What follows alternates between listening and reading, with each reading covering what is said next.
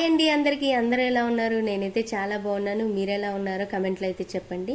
ఇంకా శ్రావణ మాసం వచ్చిందంటే మనకి పండుగలతో పాటు ఇంటిని కూడా కాస్త శుభ్రం చేసుకోవాలి కదా.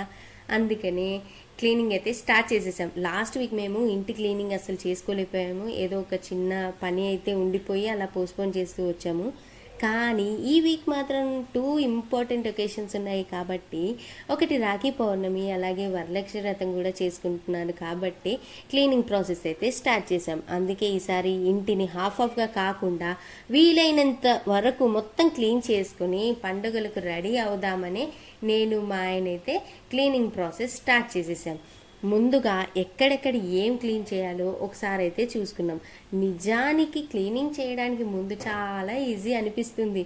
ఏముంది 2 గంటల్లో అయితే అయిపోతుందిలే క్లీనింగ్ ప్రాసెస్ అని.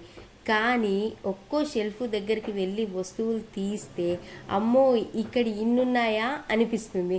ఒకటి తీస్తే ఇంకోటి కనిపిస్తుంది, ఇంకోటి తీస్తే ఇంకోటి కనిపిస్తుంది. అలా క్లీన్ చేసి ఇంకో పని చేసి ఇంకో పని చేసి ఒక పని తర్వాత ఇంకో పని గుర్తొస్తూనే ఉంటుంది. అయినా సరే ఈసారి మాత్రం ఏది వదిలేయకుండా వీలైనంత వరకు కంప్లీట్ చేద్దామని అనుకున్నాం.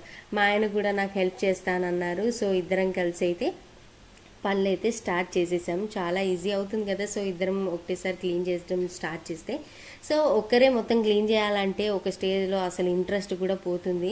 సో అందుకనే ఇలా ఇద్దరం కలిసి చేసుకుంటూ మధ్య మధ్యలో మాట్లాడుకుంటూ నవ్వుకుంటూ పిల్లలతో ఎంజాయ్ చేసుకుంటూ కూడా అంత పెద్దగా పని అనిపించదు. సో అయితే అలా స్టార్ట్ చేసేసాం. ఈ వారం నాకు ఇంకో ఎగ్జైట్మెంట్ ఏంటంటే వరలక్ష్మి వ్రతం. వరలక్ష్మి వ్రతం అంటే ఇంట్లో అట్మాస్ఫియర్ ఎలా ఉంటుందో తెలుసు కదా. చాలా పీస్ఫుల్గా క్లీన్గా ఉంటే చాలా బాగుంటుంది. అందుకనే సో డీప్ క్లీనింగ్ అయితే చేస్తున్నాము.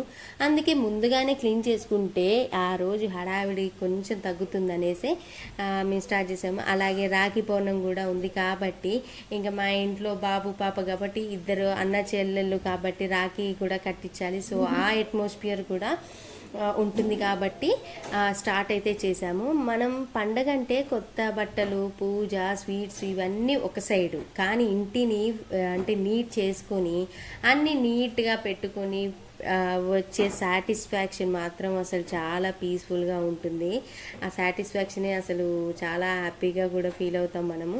అందుకే ఈసారి లాస్ట్ మినిట్ వరకు వెయిట్ చేయకుండా ముందే క్లీనింగ్ కంప్లీట్ చేసుకోవాలని అనుకున్నాం. ఇప్పుడు ఒక్కో ఏరియా క్లీన్ చేసుకుంటూ వెళ్తున్నాము. కొన్ని వస్తువులు అవసరం లేకున్నా అంటే కొన్ని వస్తువులు అవసరం లేకపోయినా ఉంటాయి కదా.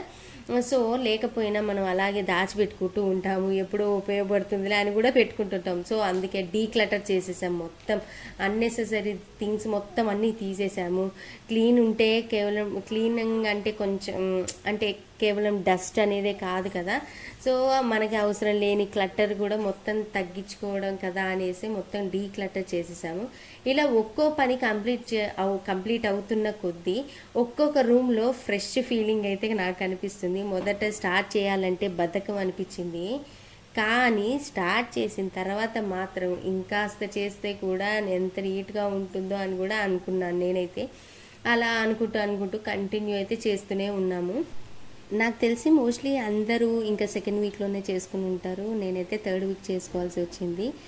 అండ్ ఇక 3:30కి స్టార్ట్ చేస్తే లిటరలీ 7 అయిపోయింది మేము స్టార్ట్ చేసేసరికి. ఇంకా ఇలా అయితే మా క్లీనింగ్ ప్రాసెస్ అయితే ఫినిష్ అయిపోయింది. మళ్ళీ మరో వీడియోలో కలుద్దాం. బాయ్.